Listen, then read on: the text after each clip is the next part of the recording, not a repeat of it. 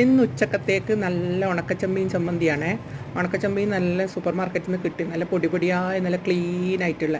അതിൻ്റെ കൂടെ നാട്ടിൽ നിന്ന് കൊടുത്ത പിന്നെ അയൽവാസി കൊണ്ടുതന്ന പിന്നെ കാന്താരി മുളകും ഉണ്ടമുളകും അതൊക്കെ ഇട്ട് ഉണക്കച്ചമ്മീൻ കഴുകി വറുത്ത്, പിന്നെ വെളുത്തുള്ളി ചെറിയുള്ളി ഇതൊക്കെ ഇത് ഉരിയലാണ് ഒരു പണി. അതും കാന്താരി മുളക് പിന്നെ കറിവേപ്പില ഉപ്പ് ഇതൊക്കെ ഇട്ട് ആദ്യം ഒന്ന് ചതച്ചെടുക്കും. പിന്നെയാണ് ഉണക്കച്ചമ്മീൻ വറുത്തതും പിന്നെ അതൊക്കെ ഇട്ടിട്ട് ഒന്നും കൂടി അടിക്കുന്നത്.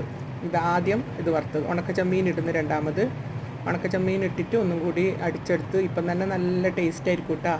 ടേസ്റ്റ് നോക്കിയപ്പോൾ അറിയുന്നത് പുളിയില്ലാത്ത, അപ്പോൾ പുളി കുറച്ചെടുത്ത് കഴുകി കുരുകളഞ്ഞ് അതിൻ്റെ കൂടെ ഇട്ട് പിന്നെ തേങ്ങയിട്ട് ഒരു നുള്ളു കടുക് ഇട്ടിട്ട് ഒന്നും കൂടി അടിക്കാം.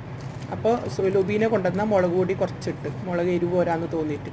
അപ്പോൾ ഇതാ നല്ല പിന്നെ ഉണക്കച്ചമ്മീൻ ചമ്മന്തി ഉരുട്ടി എടുത്തിട്ട് അതിൻ്റെ കൂടെ പരിപ്പ് കറിയും ചോറും.